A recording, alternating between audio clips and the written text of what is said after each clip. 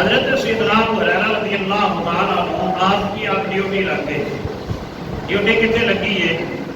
ज़कात ते सदकात ते जिहड़ा माल है उस माल ते हजरत अबू हुरैरा की ड्यूटी लग गई। सरकार ने ड्यूटी लाई कि फरमाया कि अबू हुरैरा इस माल की हिफाजत कर ली।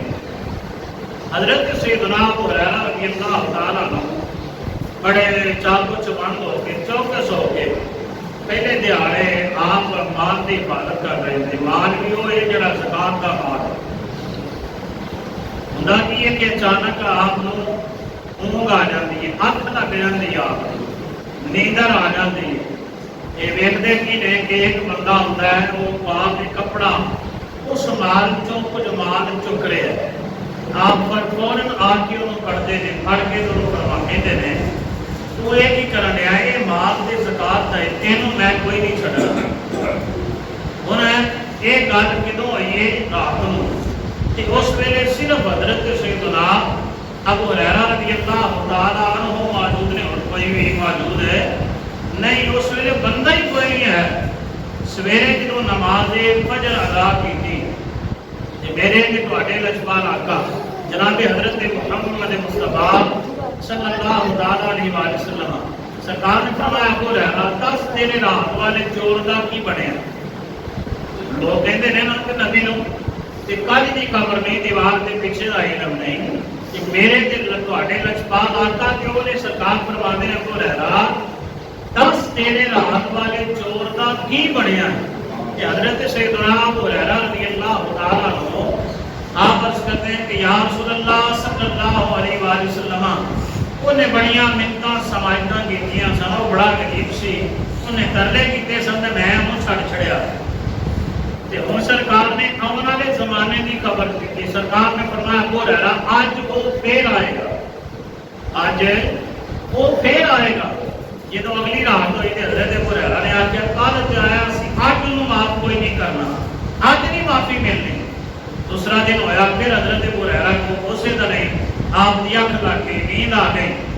तो उन्हें किया कि आपकी कपड़ा कल तो छोटा सी, अज वो मैं बड़ा लैके आया। उन्हें माल पाना शुरू किया। हजरत अबू हुरैरा की अख खुली, आपने उन्हें फड़िया क्या भाई माना कल तो तू लै गया से, अज तेनों नहीं छड्डना। उन्हें फिर बड़े तरले किए, मिन्नतां कीतियां, सवायतां कीतियां, आपने फिर छड्ड दिता।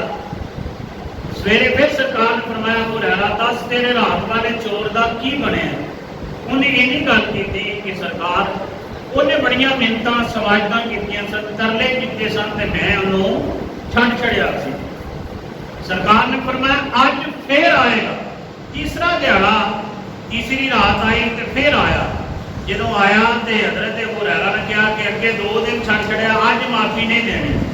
तीसरा दिन आया, तीसरी रात आई, तीसरी राती वो फिर चोरी करने लगा, ने माल चुकिया, चुके पाया। जो हजरत अबू हुरैरा ने पढ़ लिया, आपने फरमाया अज माफी तेन कोई नहीं देनी, अगे 2 दिन दे छड़ी। उन्हें फिर आख्या, उन्हें आख्या मैं बड़ा गरीब हाँ, मैं बड़ा माड़ा, मेरे बच्चे ने छोटे छोटे, मैं बड़ा गरीब हाँ, मस्कीन हाँ, तो मैनू छड्ड दे। आपने फरमाया नहीं अज तेन किसी सूरत से नहीं छड्डना। उन्हें आख्या चल ठीक है, तू ना मैनू छड्डी, लेकिन एक गल याद रख, तेनों मैं एक चीज़ दे जाना, ये पढ़ के सौ लिया कर, तेरे माल की चोरी नहीं होएगी। उन्हें आख्या कि आयतल कुर्सी पढ़ के हिसाब की नीचे से फूक मार के सौ लिया कर, तेरा माल चोरी नहीं होएगा। हजरत सैयदना अबू हुरैरा रज़ियल्लाहु तआला अन्हु ने उन्हें छड्ड दिता। तीसरा दिन नमाज फजर तो बाद सरकार ने पूछा अबू हुरैरा दस तेरे रात वाले चोर का की बने। हजरत सैयदना अबू हुरैरा रज़ियल्लाहु तआला अन्हु अर्ज करते हैं या रसूलल्लाह सल्लल्लाहु अलैहि वसल्लम ने मिन्नतां बड़ियां कीतियां सन, एक चीज़ दे गया सी, उसके बदले में उन्हें छड्ड दिता है। सरकार ने फरमाया कि बंदा बेईमान सी, चीज़ चंगी दे गया, बंदा बेईमान सी, चीज़ चंगी दे गया। सहाबी ने अर्ज की या रसूलल्लाह आने वाला कौन सी? सरकार ने फरमाया तीन रात आने वाला जड़ा बंदा सी ना, वो इंसान नहीं सी, वो जिन्ना का ते खबीसां दा सरदार शैतान इबलीस ही, जड़ा इंसानी सूरत से होता रहा है, आके चोरी करता रहा है। बंदा मैं इसे भी आख्या बंदा बेईमान सी, खबीस ही, लेकिन जी चीज़ दे के गया है, वो चीज़ जी है ना, वो बड़ी चंगी दे के गया है, वो बिल्कुल सच्ची गल कर गया है। ਬੰਦਾ ਬੇਈਮਾਨ ਸੀ ਲੇਕਿਨ ਗੱਲ ਚੰਗੀ ਕਰ ਗਿਆ ਹੈ।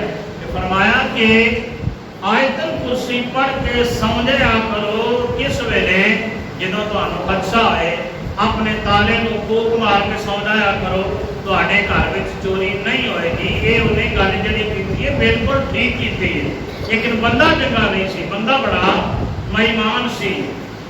ਪਤਾ ਚੱਲਿਆ ਕਿ ਇਹ ਸਰਕਾਰੇ ਦੋ ਆਲਮ ਸੱਲੱਲਾਹੁ ਤआला अलैहि वसल्लम ਦੀ ਰਿਸ਼ੇ ਬਾਗ ਇਸ ਦੀ ਸਰਕਾਰ ਨੇ ਜਿਹੜਾ ਕੰਮ ਹੋਇਆ ਸੀ ਉਹਦੀ ਵੀ ਖਬਰ ਦਿੱਤੀ ਤੇ ਜਿਹੜਾ ਅੱਗੇ ਹੋਣਾ ਸੀ ਸਰਕਾਰ ਨੇ ਉਹਦੀ ਵੀ ਖਬਰ ਦਿੱਤੀ। ਇਹ ਤੋਂ ਪਤਾ ਚੱਲਿਆ ਕਿ ਸਰਕਾਰ ਦਾ ਇਲਮ ਗੈਬ ਜਿਹੜਾ ਸਰਕਾਰ ਹੈ ਜ਼ਮਾਨੇ ਪਹਿਲੇ ਦੀ ਵੀ ਖਬਰ ਰੱਖਦੇ ਨੇ ਤੇ ਜੋ ਕੁਝ ਹੋਣਾ ਹੈ ਉਹਦੀ ਵੀ ਖਬਰ ਰੱਖਦੇ ਨੇ।